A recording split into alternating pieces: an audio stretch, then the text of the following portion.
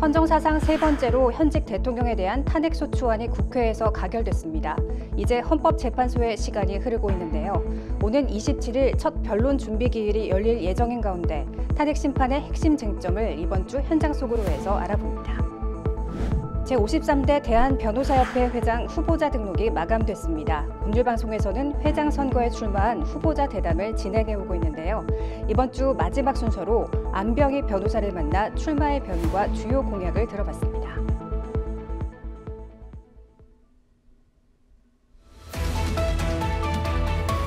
시청자 여러분 안녕하십니까? 12월 20일 법률방송 현장과 사람입니다.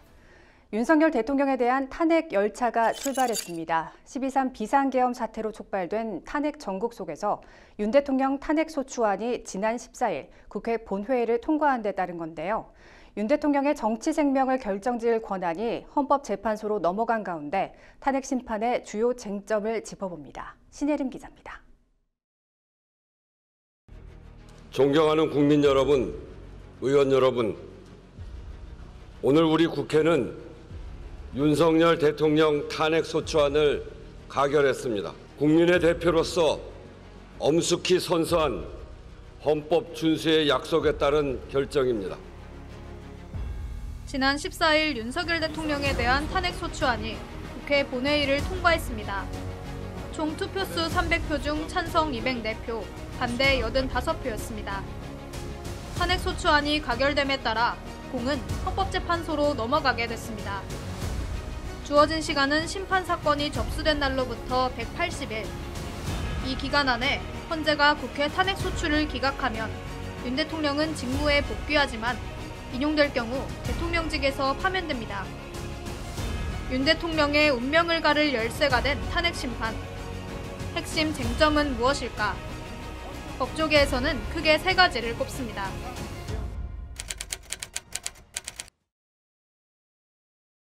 윤석열 대통령은 지난 12일 대국민담화를 통해 이번 비상계엄을 통치행위라고 밝혔습니다. 행정부가 내린 정치적 결단을 사법적 기준으로 심판해서는 안 된다는 주장입니다. 이른바 통치행위론입니다. 국정마비의 망국적 비상 상황에서 나라를 지키기 위해 국정을 정상화하기 위해 대통령의 법적 권한으로 행사한 비상계엄 조치는 대통령의 고도의 정치적 판단이고 오로지 국회의 해제 요구만으로 통제할 수 있는 것입니다. 이것이 사법부의 판례와 헌법학계의 다수 의견임을 많은 분들이 알고 있습니다. 그러나 헌재와 대법원은 비상계엄 선포에도 예외적으로 사법심사가 가능하다는 판단을 내린 바 있습니다. 헌재는 1996년 김영삼 정부의 긴급재정 경제명령에 대한 헌법소원 사건 결정문에서 통치행위 개념을 인정하면서도 국민의 기본권 침해와 직접 관련됐다면 심판 대상이 된다고 밝혔습니다. 대법원도 1997년 전두환 노태우 전 대통령의 비상계엄에 대한 재판에서 국헌문란의 목적이 있다면 사법심사의 대상이 될 수 있다고 판시했습니다.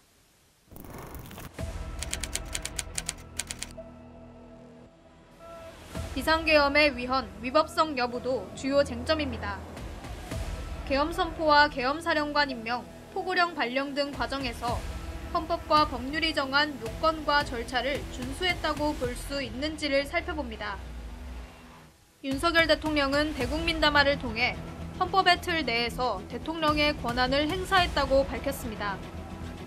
현재의 망국적 국정마비 상황을 사회 교란으로 인한 행정사법의 국가기능 붕괴 상태로 판단하여 계엄령을 발동하되 그 목적은 국민들에게 거대 야당의 반국가적 패악을 알려 이를 멈추도록 경고하는 것이었습니다.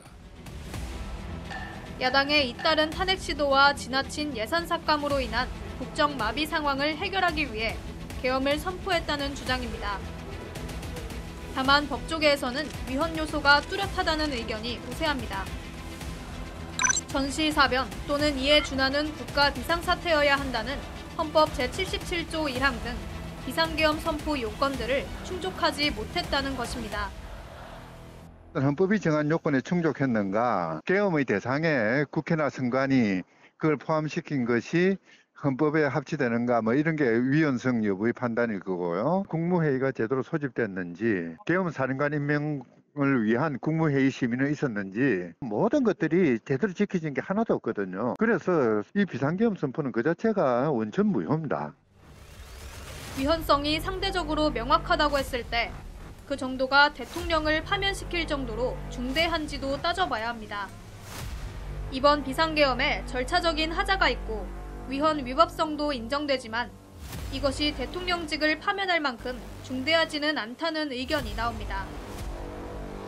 절차 하자만 가지고는 우리가 이제 파면 사유라고 보기는 어렵거든요. 왜냐하면 국무회의 심의라고 하는 것은 사실 안 거쳐도 그 행위가 무효가 아니다라고 보고 있거든요. 절차적 하자가 있긴 하지만 그 자체가 아주 중대한 하자다 이렇게 보기는 어렵고요. 중요한 것은 그 실체적인 하자 부분인데 발동 요건에 해당이 안 되는데 이제 비상계엄을 선포한 것 자체가 파면 사유냐 그렇게 보기는 어려울 것 같은 거예요. 포고령의 내용이라든지 그 포고령을 집행하기 위한 어떤 군경의 그런 행위들이 어떤 목적하에 이루어졌는가 하는 것이 어떤 의도로 이루어졌는가 하는 것을 다시 한번 봐야 되는데 다만 차 교수는 주요 인사 체포와 감금을 지시했다는 진술 등이 사실로 드러난다면 법 위반의 중대성이 인정될 수 있다고 덧붙였습니다.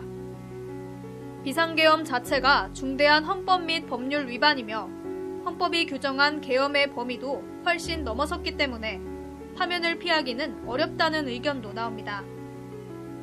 특별한 헌법적 변란이 없는 한 인용 결정이 돼서 파면되지 않을까 그렇게 생각은 하는데요. 지금까지 나타났던 알려진 증거들 이런 것들 비추어 보고 또 대통령의 그런 담화들 비추어 봤을 때 이 부분은 내란죄 또는 국헌을 문란할 목적 이 부분들은 명백히 증명이 될 것 같고 그 헌법을 수호해야 할 책무를 가진 대통령이 헌법을 부정했다라는 것은 명백하고 위험하기 중대하기 때문에 헌법재판소에서 탄핵 파면 사유로 그리고 대통령직을 수행하지 할 수 없을 정도의 중대한 것으로 판단하는 데는 전혀 지장은 없다고 생각합니다.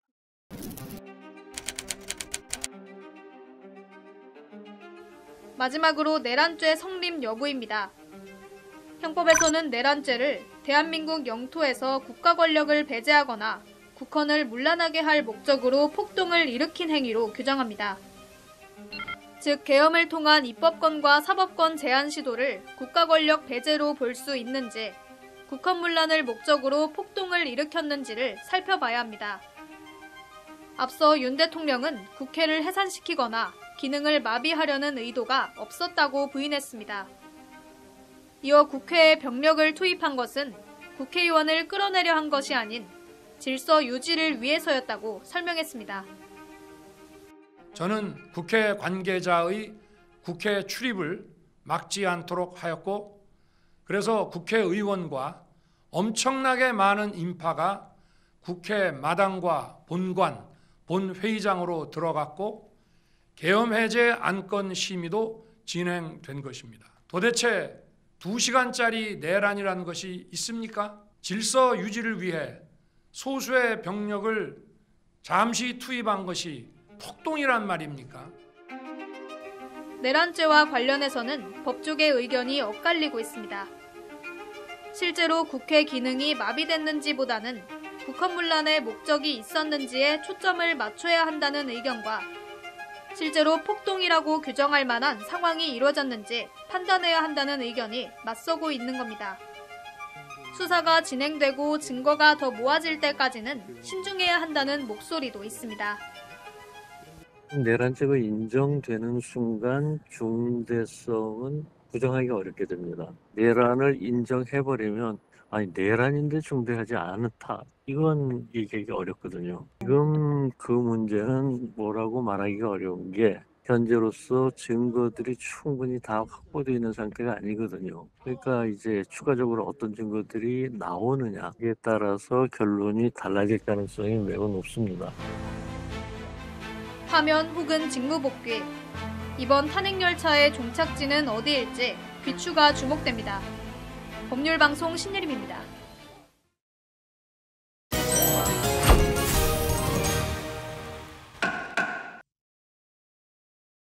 한 주간의 법조계 이슈와 전망을 알아봅니다. 윤석열 대통령 탄핵소추와 비상계엄 관련 수사로 법조계도 격변을 맞았습니다. 초반에 혼란을 빚자 수사와 재판 체계에 대해서도 바꿔야 된다, 이런 지적의 목소리가 많이 나왔었는데요. 앞으로 해서 문유진 변호사님과 얘기해 보겠습니다. 먼저 변호사님, 이번 계엄 사태 어떻게 보셨습니까? 12월 3일에 윤석열 대통령이 계엄을 선포하면서 다들 놀라셨을 것 같습니다. 교과서에서나 보던 이 계엄 선포가 실제로 발생이 됐고, 그다음에 우리 사회의 민주주의 사회, 자유민주주의 사회의 의미에 대해서도 다시 한번 생각해보는 계기가 되고 있는데요. 그뿐만 아니라 지금 헌법재판관이 6인만 있는 상태에서 이 탄핵소추까지 의결이 되면서 여러 가지 법률적 문제에 대해서 오늘 한번 다뤄보도록 하겠습니다. 네, 먼저 윤석열 대통령 탄핵 심판 관련해가지고 이 헌법재판소 쟁점부터 좀 짚어보겠습니다. 지금 말씀하신 것처럼 9명 중에 6명만 있고 3명이 공백 상태지 않습니까? 이걸 두고 이제 뭐 권성동 원내대표는 이제 뭐 이거를 그 한덕수 국무총리 권한대행, 대통령 권한대행이 임명할 수 없다, 이렇게 얘기를 하고 있고, 박찬대 원내대표랑 이제 더불어민주당에서는 아니다, 할 수 있다, 이렇게 얘기를 하고 있는데, 이거를 그 황교안 그 국무총리 때 얘기를 하더라고요. 그래서 보면은 이제 황교안 국무총리도 대통령, 박근혜 대통령이 탄핵된 후에 이렇게 임명하지 않았냐, 이걸 가지고 또 논쟁을 벌이고 있던데, 변호사님은 좀 어떻게 보세요? 네, 일단 대통령에 대해서 탄핵 소추가 의결이 되고 나면 대통령의 권한 행사가 정지됩니다. 네. 그다음에 이제 한덕수 국무총리가 이제 권한 대행을 하고 있는데요. 이 권한 대행의 범위가 단순히 이제 현상 유지에 그치느냐, 또는 그것을 넘어서서 적극적으로 이 정무에 개입할 수 있느냐를 둘러싸고 대립이 있습니다. 네. 헌법재판소법에 의하면 헌법재판관 7인 이상의 심리로 이 심리가 개시되는데요. 현재 상태로서는 헌법재판관이 6인만 존재하고 있습니다.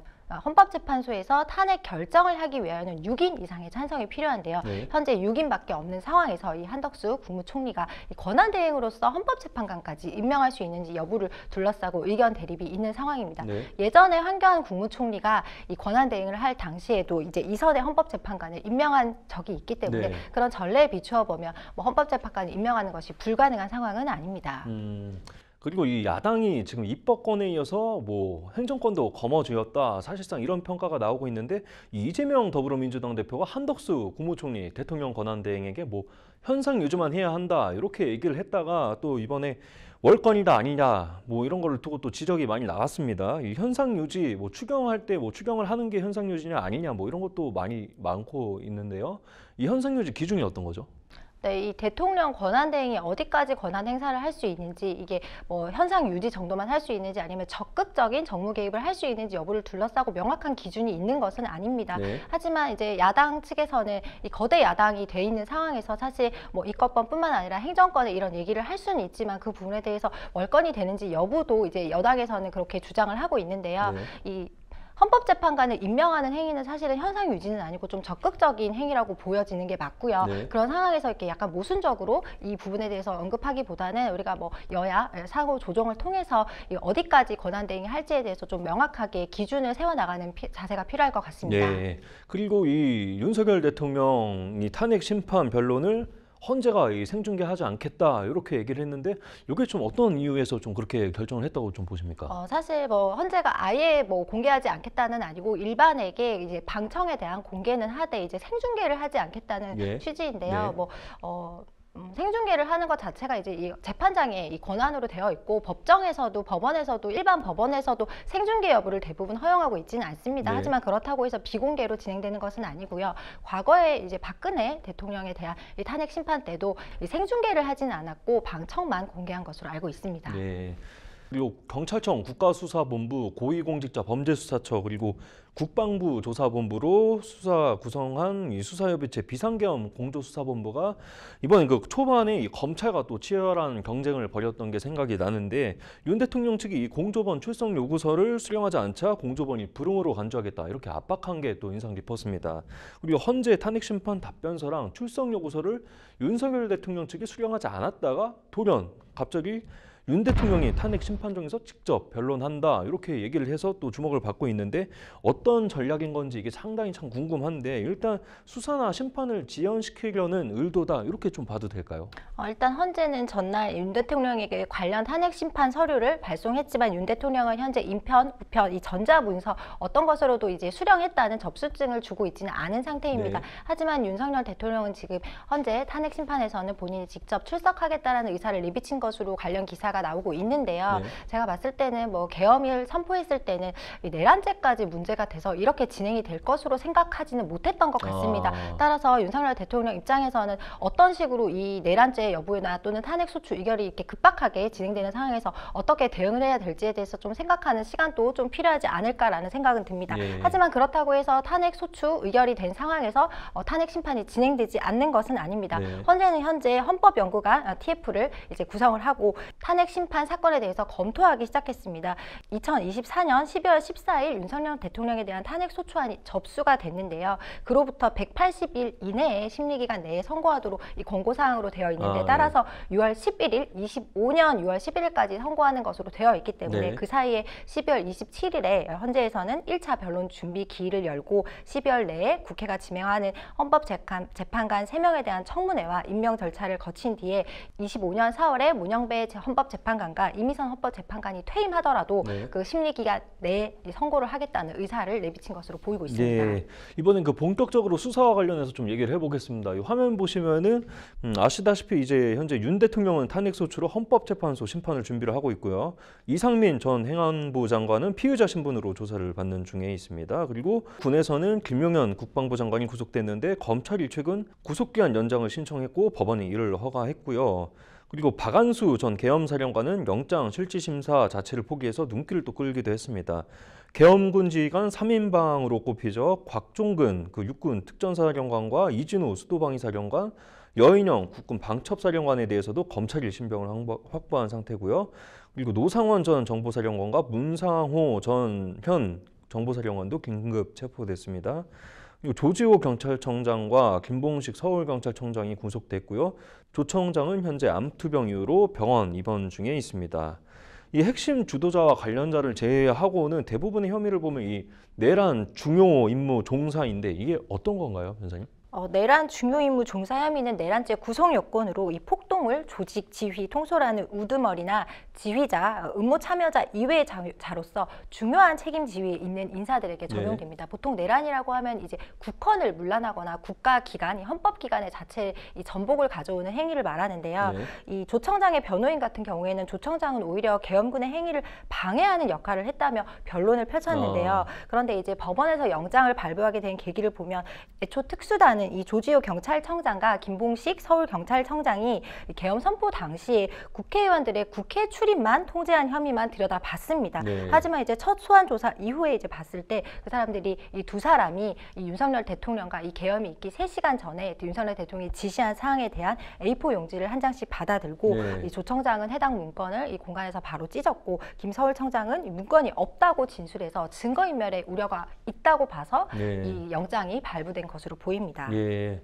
그리고 제가 얼마 전에 아는 경찰 관계자에게 좀 들었었는데 이게 수사도 곧 상설특검으로 넘어갈 것 같다 이렇게 얘기를 하시더라고요. 이게 일단 윤 대통령과 이상민 전 행정안전부 장관 건은 공수처로 이첩이 됐지 않습니까?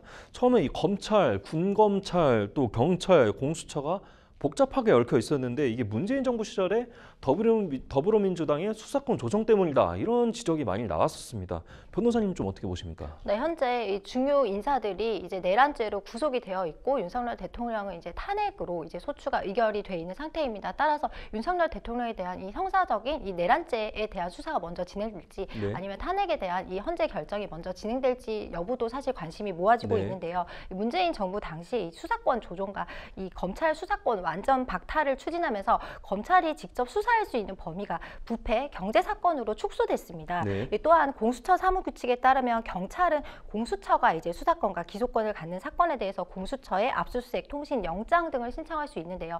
현재 수사권, 이 고위공직자에 대한 수사권은 공수처가 가지고 있는 반면에 이 중에 중요 인물, 대통령을 제외한 대법원장이나 중요 인물에 대해서만 공수처가 또 기소권을 가지고 있고 네. 나머지 범죄에 대해서는 또 나머지 인사에 대해서는 이 검찰이 기소권을 가지고 있는 등 이 수사권과 기소권이 많이 분리가 되어 있는 상황입니다. 네. 그러다 보니까 기소권이 없는 이 수사기관에서 수사를 하는 것이 적절한지 여부, 또 기소권이 없는 수사기관에서 어디까지 수사를 할 수 있고 그렇게 될 경우에 또 검찰 입장에서는 네. 자기가 수사권이 없는 범죄에 대해서 수사를 하고 나중에 그 부분에 대해서 증거가 위법 수집 증거로 돼서 증거 능력이 없게 돼서 증거로 인정받지 못할 우려가 있기 때문에 지금 네. 윤석열 대통령과 이상민 전 행안부 장관에 대하여는 이 공수처로 이첩을 한 것 같습니다. 예. 변호사님 그 판사도 출신이신데 판사로 재직하시거나 아니면 지금 변호사로 이제 활동하시면서 이 재판 중에 검찰이나 경찰의 수사가 좀 잘못됐다 이런 거 좀 느껴보신 게 있으신지 좀 궁금한데요. 그렇죠. 아무래도 이게 뭐 수사기관도 최선을 다하긴 하겠지만 이 사람이 하는 일이다 보니까 네. 뭐 실수가 있을 수도 있고 또 그 와중에 자기는 이제 수사를 열심히 한다고 했는데 억울한 사람이 이제 누명을 쓰는 경우도 있고 예전에 이제 법원 판결 같은 경우에도 굉장히 비판을 많이 받았던 게 이제 억울하게 성범죄자 누명을 쓴 사람이 예를 들어서 뭐 징역 5년 반성하지 않는다고 해서 선고를 받았는데 나중에 진범이 실제로 자백을 하면서 밝혀졌대요. 근데 예. 그 사람은 자백을 하다 보니까 너는 자백을 해서 반성하니까 뭐 2년 6개월형 이렇게 사실 그러니까 억울하게 범죄자로 몰린 예. 사람보다 법원에서 더 판결을 적게 하는 바람에 이거 문제 있지 않냐 이런 기사도 사실 난 적이 있는데요. 예. 사람이 하는 일이다 보니까 경찰이나 뭐 검찰에서도 수사기관에서 잘못이 있거나 하는 경우가 분명히 발생하는 것은 맞습니다. 예. 그리고 이 수사권이 경찰로 넘어갔을 때 초반에 진짜 얘기가 좀 많이 나왔었잖아요. 이 경찰이 뭐 수사를 네. 제대로 할 수 네. 있냐 없냐 뭐 이런 것도 얘기가 나왔었는데 요즘에 좀 어떻다고 좀 보세요? 아무래도 경찰 입장에서도 이게 수사를 전문적으로 하는 건 아니고 사실 법 공부라는 게 굉장히 어렵기 때문에 네. 일반적인 사람들의 시각에서 물론 법조인들도 일을 하긴 하지만 그래도 이 법률적으로 죄가 되냐 안 되냐 부분은 분명히 법조인의 판단이 필요한 부분이거든요. 네. 그러다 보니까 이제 우리 예전 같으면 사법시험이나 또는 요즘 같으면 이제 변호사 시험을 합격하지 않은 상태에서 경찰이 수사하는 것은 추후에 이제 이 사람이 법원에 갔을 때 무죄가 나올 사건도 무리하게 이제 수사를 한다든지 네. 이 수사 단계에서 또는 무리하게 이제 송치를 한다든지라고 하면 그 피의자 입장에서는 자기는 정말 억울하고 나중에 법원에서 결국 무죄가 나올 사건인데 네. 그 부분에 대한 판단이 사실 선행 판단이 이 법조인으로서는 뭐 검찰은 어쨌든 검사는 우리나라에서 사법시험을 합격하거나 변호사 시험을 합격했기 때문에 나중에 이게 법원에 갔을 때도 무죄가 나올지 유죄가 나올지에 대한 생각을 좀 골똘히 하고 네. 기소 여부를 결정하는 반면에 이 경찰 입장에서는 좀 일반적인 시각에서 네, 법조인의 네. 시각이 아니기 때문에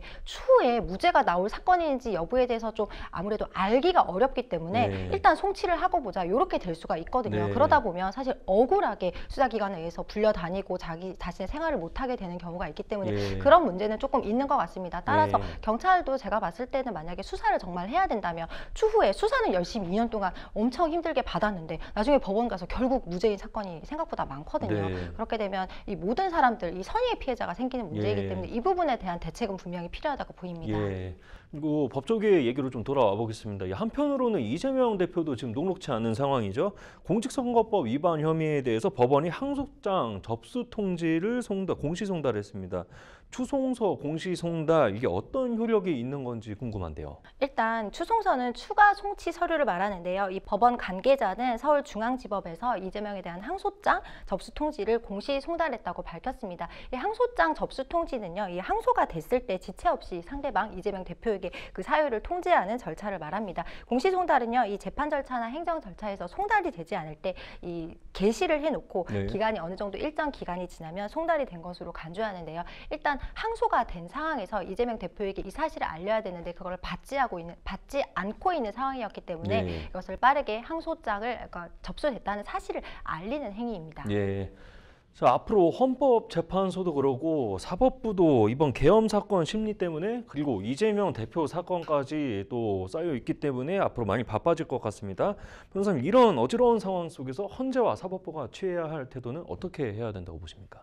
굉장히 어려운 문제인 것 같습니다. 네. 이 사법부는 우리나라는 입법, 행정, 사법 이렇게 3권 분립을 원칙으로 하고 있기 때문에 기본적으로 사법부가 이 입법부의 고도의 정치적 행위라든지 행정부의 고도의 정치적 행위에 개입하는 것은 바람직하지 않습니다. 네. 사법부 또는 독립되어 있고 사법부의 판사 또한 이 자신의 정치적 성향이나 이런 거에 관계없이 판결을 해야 되는 게 맞고요. 하지만 이 전국 자체가 우리나라 모든 사람들의 이 생활에 밀접한 영향을 미치고 있는 정치 네. 사안이기 때문에 얼마나 자유로울 수 있는지 그 부분도 또 완전히 자유로워야 하는지 이 정치적 사안을 예. 고려하지 않을 수 없는지 이거는 결국 돌아가서 이렇게 어지러운 상황에서는 결국 우리나라의 기본인 헌법으로 돌아갈 수밖에 없는데 우리나라는 이 자유민주주의를 택하고 있기 때문에 이 자유민주주의가 정말 뭔지 우리가 자유민주주의를 수호하기 위해서는 어떤 태도를 취해야 되는지 이 국민 모두가 한번 신중하게 생각해 봐야 될 문제인 것 같습니다. 네, 오늘은 문유진 변호사님과 계엄과 탄핵 사태의 수사 과정과 추후 전망에 대해서 알아봤습니다. 오늘 여기까지 듣도록 하겠습니다.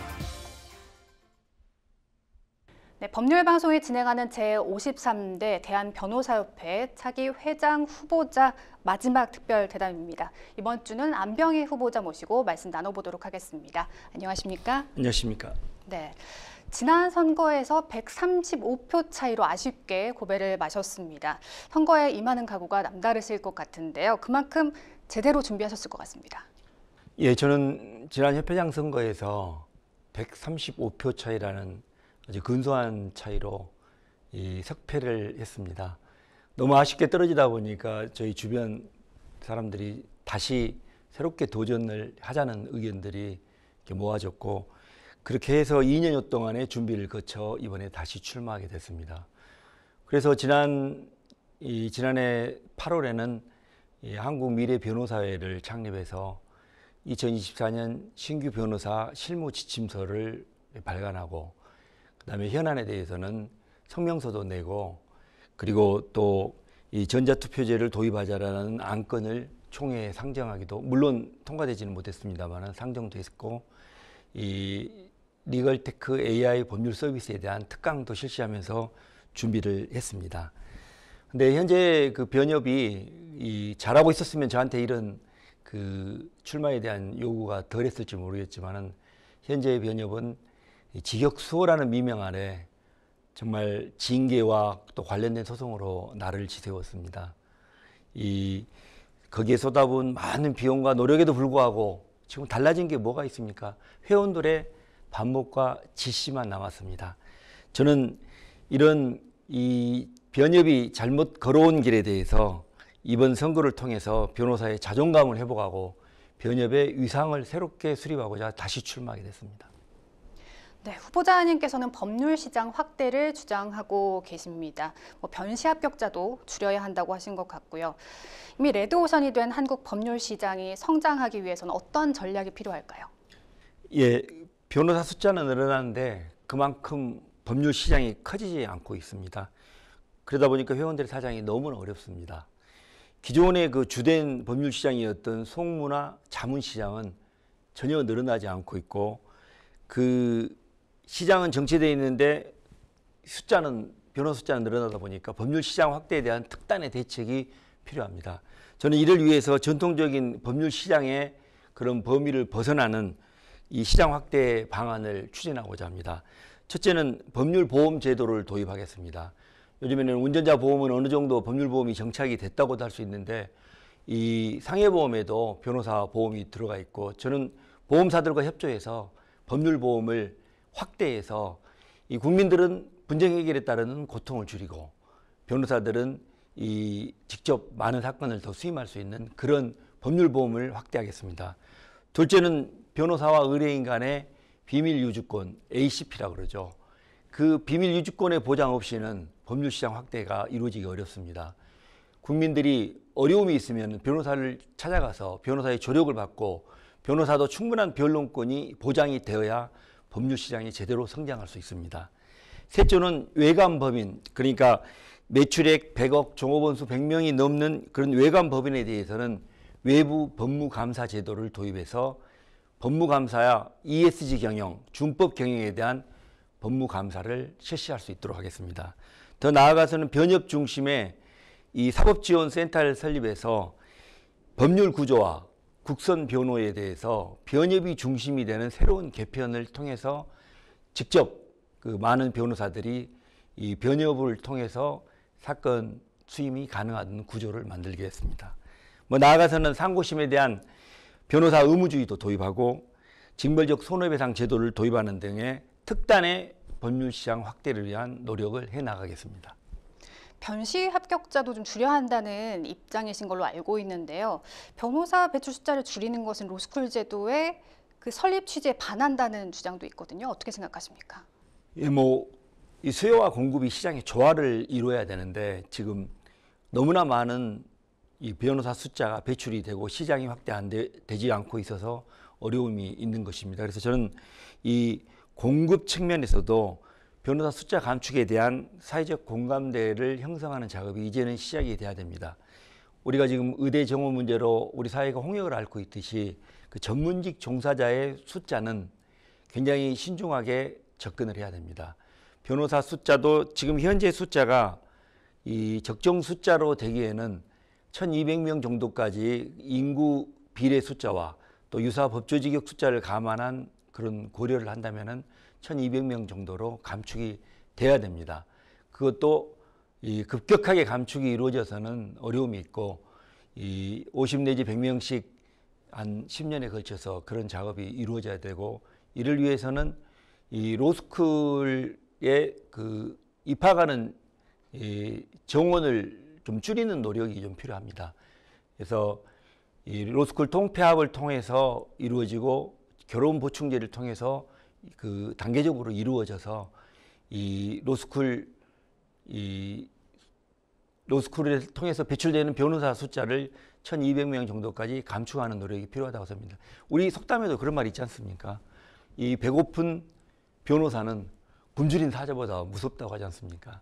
우리 사회가 적정 변호사를 배출해서 법치주의를 확립하고 또 이 준법 정신을 강조하는 것도 의미가 있지만은 적정 숫자를 배출해서 우리 사회의 그 법조 인력의 밸런스를 맞추는 노력이 시급하다고 생각합니다. 네, 그런 차원에서 청년 변호사들에 대한 관심이 남다르신 걸로 알고 있습니다. 요즘 청년 변호사들 많이 어렵지 않습니까? 예, 그렇습니다. 저는 청년 변호사들을 위한 특별한 공약을 많이 준비하고 있습니다.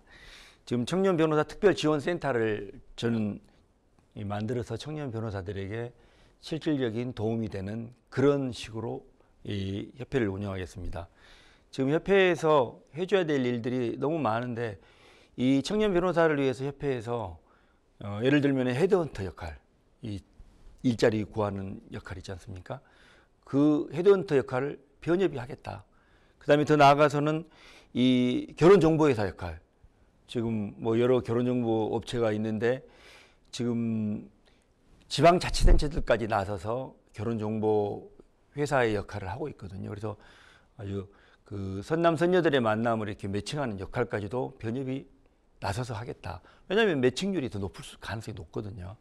더 나아가서는 우리가 이 주택도시보증공사 일명 허그라고 하는 그 공사에서 하는 역할이 이 변협이 또 할 수 있습니다. 왜냐하면 변호사 사무실은 빈 공간과 또 임대 기간 이런 문제로 공간이 일치되지 않는 경우가 많습니다. 그런 역할도 변협이 나서서 하겠다.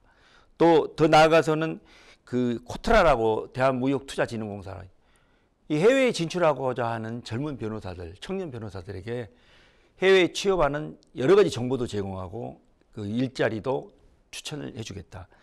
그리고 이 사무 업무 지원에 관한 역할, 그러니까 우리가 일을 하다 보면은 포렌식 센터나 녹취 사무실에 대해서도 이 믿고 맡길 수 있는 데가 필요한데 변협이 나서서 그런 인증할 수 있는 업체를 정해서 청년 변호사들 또 변호사들한테 이렇게 그 믿고 맡길 수 있는 그런 역할을 해주겠다라는 생각을 갖고 있습니다. 네, 이외에도 관심을 갖고 계신 법조계 현안이 있다면요? 저는 가장 중요한 게 이 네트워크 펌에 대한 강력한 규제와 통제가 필요하다고 생각합니다. 현 집행부는 이 한 달에 100 내지 200만 원을 내는 우리 젊은 변호사 중심으로 그 이용하는 사설 플랫폼에 대해서 이 규제하는 이유가 그였습니다. 이 대규모 그 자본에 의해서 이 공공성, 공익성이 강조돼야 되는 법률 시장이 잠식된다. 그렇기 때문에 그렇게 그 사설 플랫폼에 이 가입해서 광고하는 변호사에 대해서 징계하고 그 사람들에 대해서 규제를 했습니다. 그러나 지금 현재 결과가 어떻습니까? 이 사설 플랫폼이 문제가 아닙니다. 네트워크 펌은 한 해에 쓰는 광고비가 100억 내지 200억입니다. 정말 우리가 우려하는 이 자본에 의한 법률 시장의 종속이 현실화됐습니다.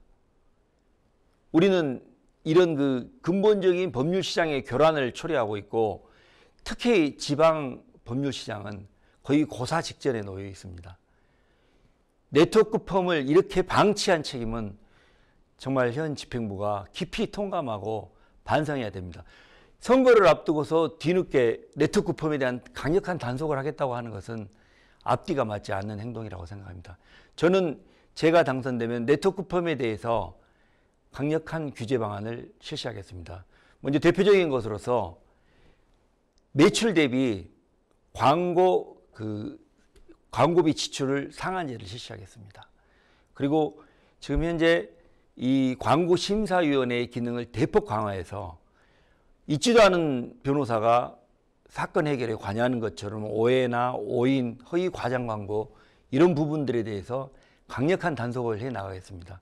그래서 법률 시장에 온전한 기능을 다시 되찾을 수 있도록 하겠습니다. 리걸테크 및 새로운 법률 서비스에 대해서 징계만 남발하는 협회에 대해서 비판적인 입장을 취하고 계신 걸로 알고 있습니다. 더 자세히 들어볼 수 있을까요? 예, 그 생성형 AI 법률 서비스에 대해서는 좀 이 법률 시장을 확대할 수 있는 좋은 기회라고 생각을 합니다. 왜냐하면 국민들도 이 사법 서비스에 쉽게 접근할 수 있게 문턱을 낮춰줘야 되는데 그런 좋은 계기가 될 수 있습니다. 이 회원들 입장에서는 업무의 효율성과 어떤 그 경쟁력을 강화시킬 수 있는 좋은 기회가 될 수 있습니다. 우리나라의 법률 시장이 8조라고 하는데 독일은 40조, 프랑스는 70조, 영국은 80조라고 합니다. 이런 AI 그 법률 서비스를 그 한계에 도달한 송무나 자문 시장의 돌파구로 충분히 우리가 마련을 할 수가 있다고 생각이 됩니다. 그래서 국민들한테 이 법률 시장의 문턱을 낮추는 좋은 그런 방편으로 우리가 잘 활용을 하면은 국민들한테도 도움이 되고 법률 시장 확대에도 큰 도움이 될 수 있다고 생각하기 때문에 저는 생성형 AI 법률 서비스를 우리 모든 회원들한테 적극적으로 습득할 수 있게 하고 또 그걸 지원하는 그런 방안을 강구하겠습니다. 사회 변화에 발맞춰서 나아가야 한다는 입장이신 것 같습니다. 이 질문에 이어서 현 변협 집행부의 가장 큰 문제로 회원이 아닌 특정 단체 위주로 이루어지는 운영 방식을 꼽았습니다. 만약 변협 회장이 당선된다면 어떻게 개선하시겠습니까? 변협이 전체 회원이 주인이 되는 단체여야 되는데 지금 현 변협은 정말 특정 단체 중심으로 그들만의 리그 그렇게 운영이 되고 있습니다. 그러다 보니까 전체 회원이 주인이 되는 게 아니고 그 특정 단체 위주로 운영이 되니까 변호사 단체가 사유화됐다라는 그런 지적까지 나오고 있습니다. 저는 사실 로스쿨 어디에도 속하지 않는 변호사로서 우리 갈라지고 정말 분열된 이 변협을 하나로 이렇게 뭉칠 수 있는, 하나로 만들 수 있는 적임자라고 생각을 합니다. 변협을 회원 전체를 위한 것으로 만들어 놓겠습니다. 이를 위해서 저는 제가 변호사 신문고 제도를 당선되면 바로 열어서 일정 숫자 이상의 회원들이 어떤 민원을 제기하면 협회장이 직접 나서서 답변하고 모든 회원들의 어떤 민원을 바로 이 변협 내부에서 수렴할 수 있도록 그렇게 만들겠습니다. 그리고 청년 및 여성 변호사들에게도 이 각종 임원이나 또는 위원회 자리에 대해서도 50%를 할당을 해서 이 참여의 폭을 높이고 그다음에 온라인 위원회 개최나 또 회의 등을 통해서 지방 변호사나 사내 변호사들에게도 참여의 폭을 넓혀놔서 전체 회원이 하나가 돼서 그렇게 참여할 수 있는 그런 변협을 만들겠습니다. 스스로를 보통 변호사라고 칭하고 계십니다. 왜 보통 변호사일까요? 다른 후보자와 비교해서 차별화된 본인만의 강점은 무엇입니까? 예, 저는 내년이면 이 변호사 29년 차, 법조 39년 차 변호사가 됩니다. 저는 이제 법조계에서 이런 긴 기간 동안에 변호사로서 활동을 하면서 변호사로서 겪을 수 있는 많은 애환과 아픔을 간직하면서 오늘 이 자리에 섰습니다. 변호사 여러분들 아실 겁니다. 정말 이 직원 월급 줄 때 되고 또 이 세금 내야 될 때 되면은 통장 잔고가 얼마나 남았는지 가슴 졸인 적 있으시지 않습니까? 이대로 지금 계속 변호사를 해야 되는지, 요즘에 유튜브, 블로그, 광고 이거 없이 변호사 업무 힘들다고 하는데 지금이라도 시작해야 되는지, 또 의뢰인을 위해서 경찰, 법원, 검찰 쫓아다니면서 정말 아쉬운 소리 많이 합니다. 또 이렇게 사양사업이 되어버린 이 변호사 시장에서 언제까지 이렇게 변호사로서 버티고 나갈 수 있는지 많은 걱정을 갖고 있습니다. 이런 변호사의 애환을 아는 변호사는 저는 다른 2명의 후보와는 다른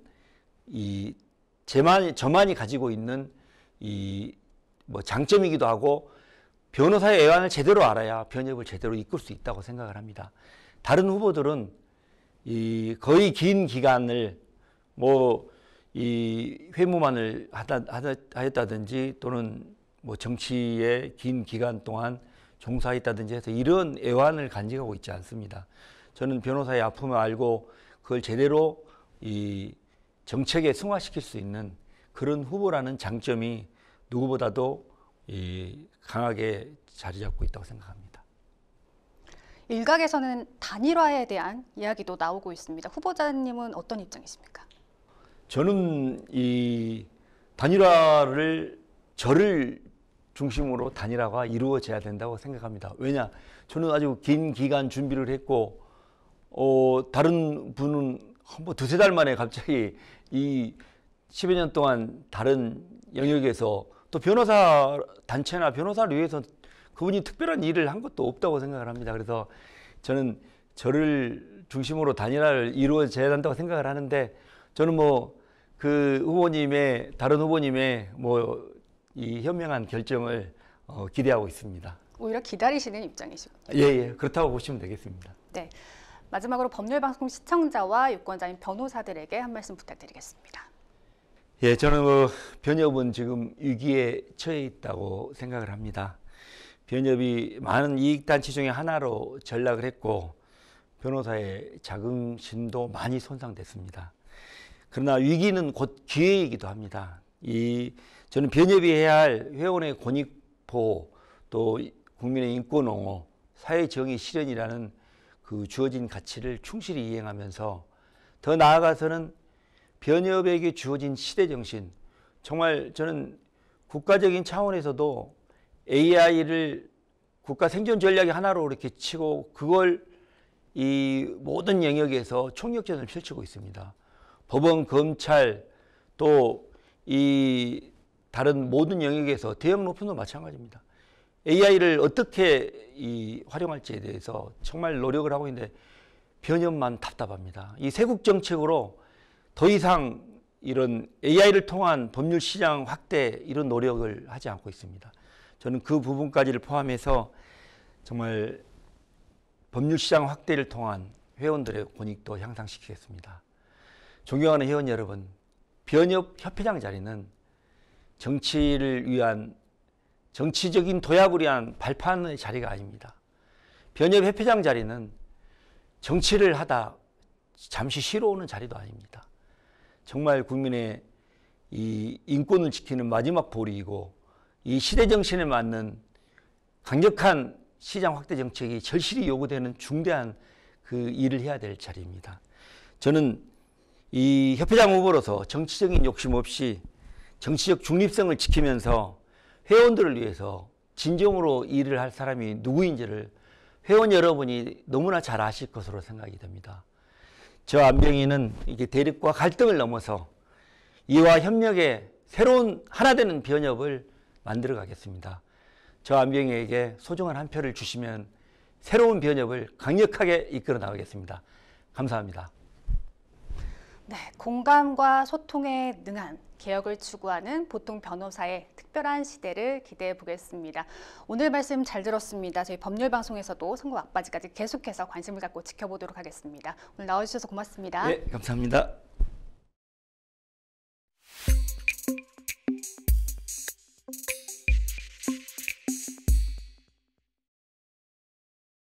화제의 사건이나 사회 현안을 인물을 통해 조명하는 시간 피플입니다. 우리나라 역사 왜곡과 문화 침탈 시도가 끊임없이 이어지고 있습니다. 오늘 피플에서는 한국문화 알림이로 활동 중인 서경덕 성신여대 교수를 만나 이야기를 들어봤습니다.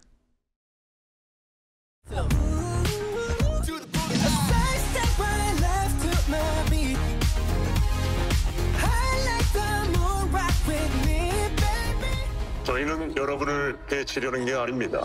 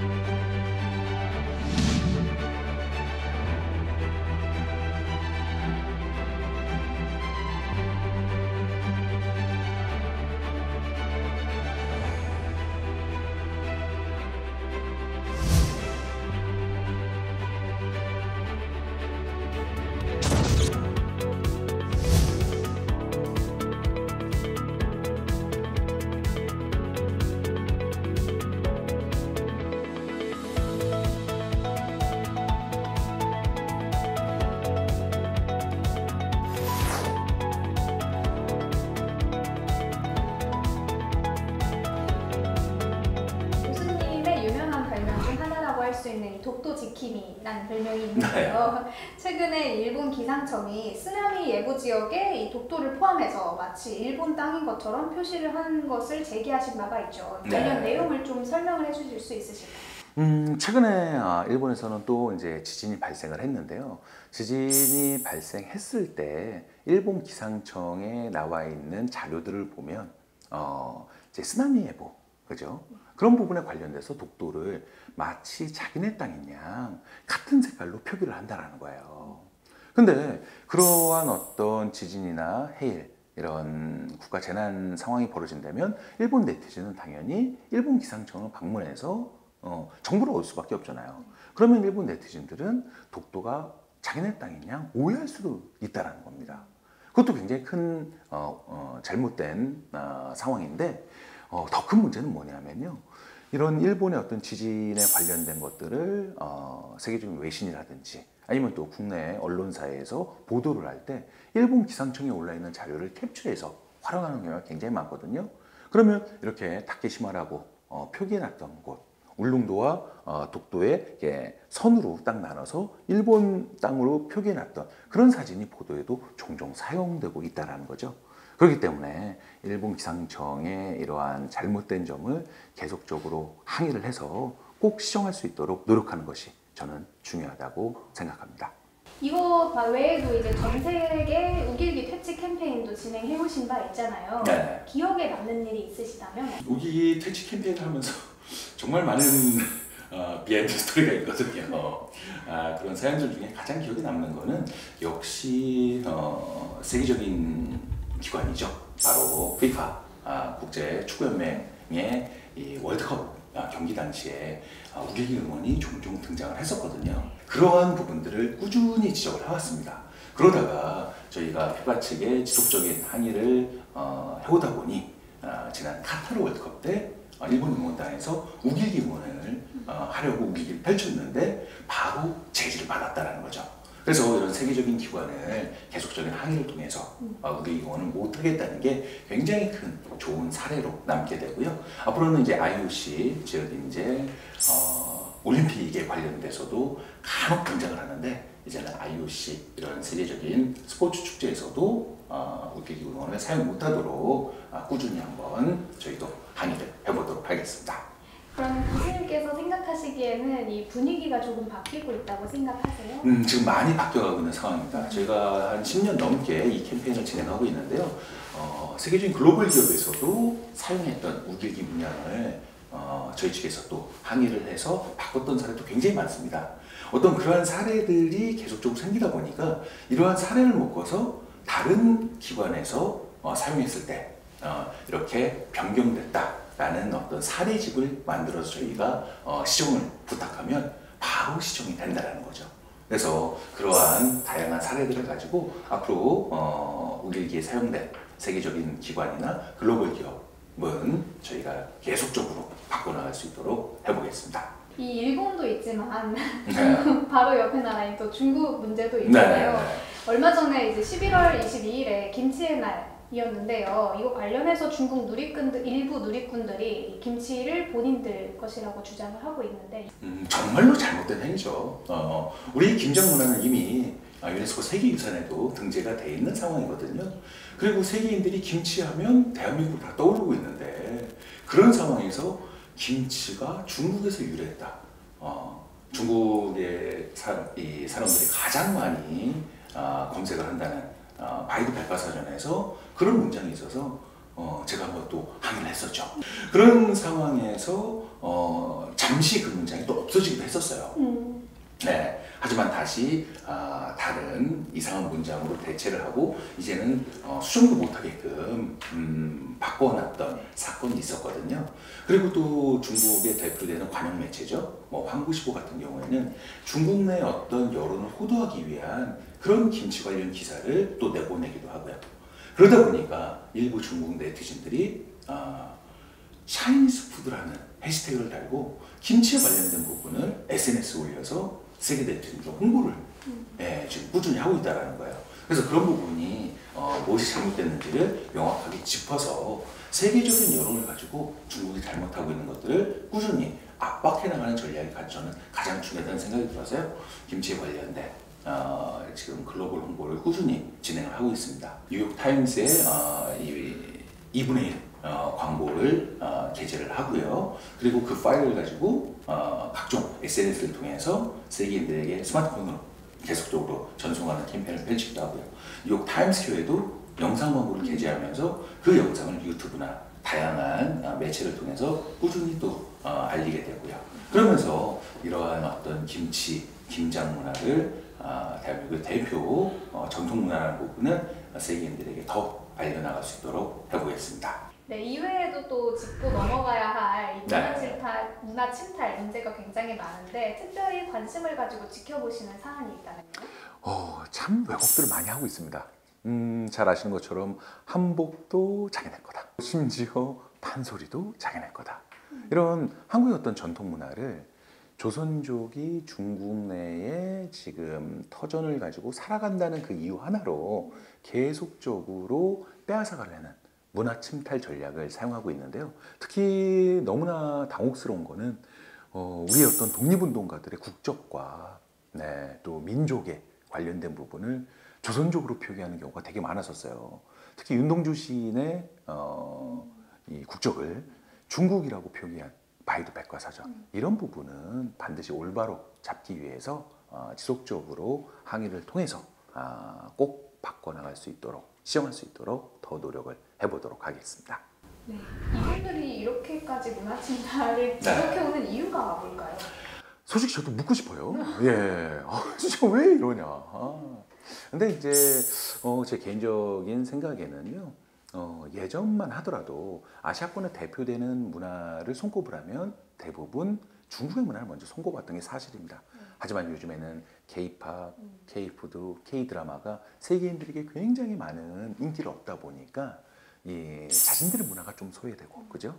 아시아권의 중심 문화가 한국으로 이동된다는 어떤 위기감을 좀 느끼고 있는 것 같아요. 그런 상황에서 어떤 반로 현상이라고 저는 판단하고 있습니다.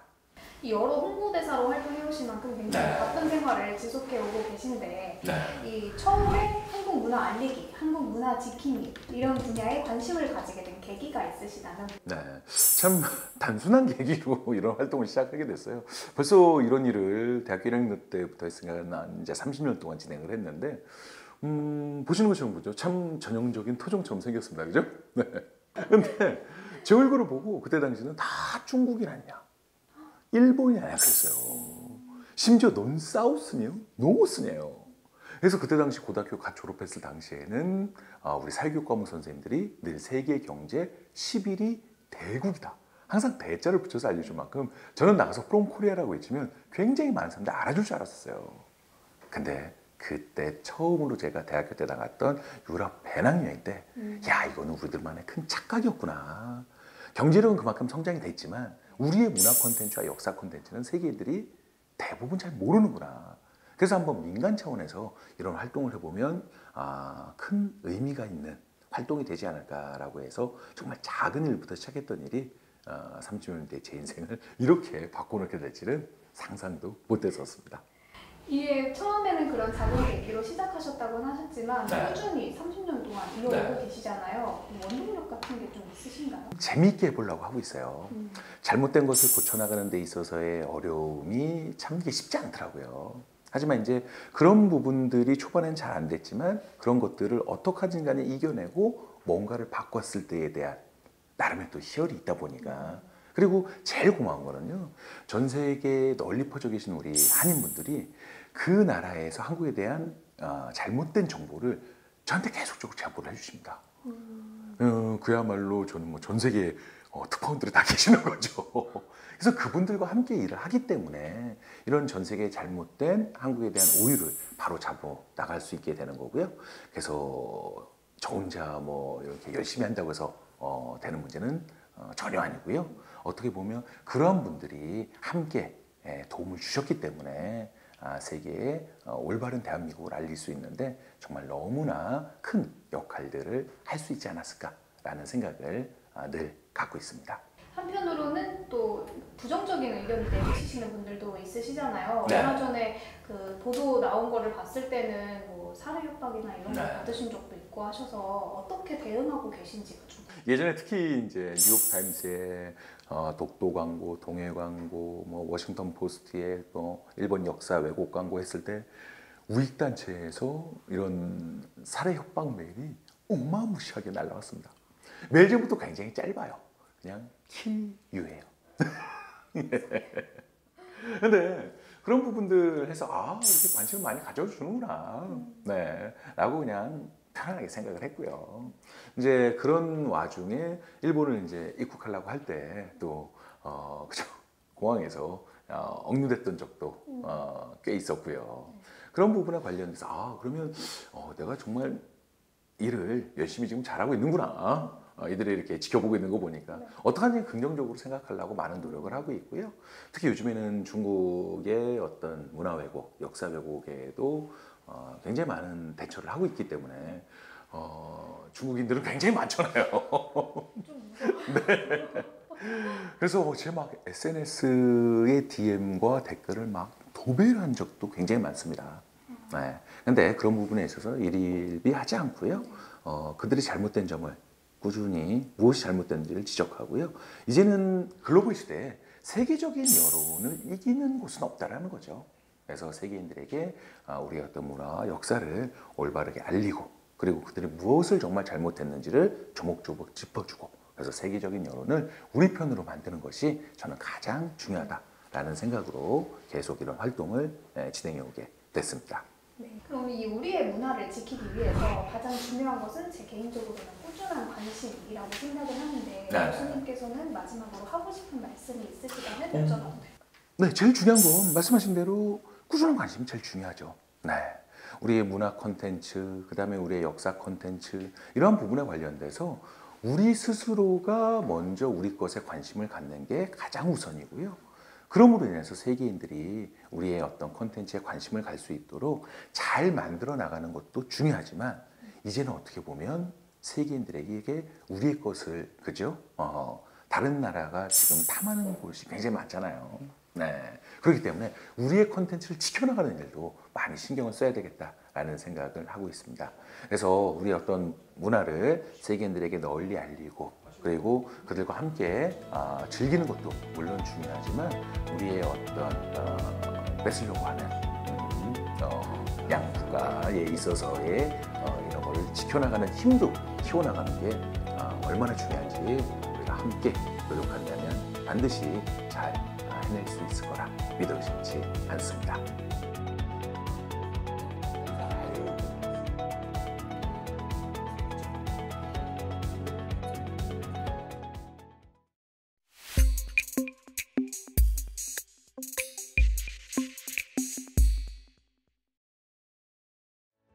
이번 주 현장과 사람은 여기까지입니다. 다음 주 더욱 좋은 내용으로 찾아뵙겠습니다. 고맙습니다.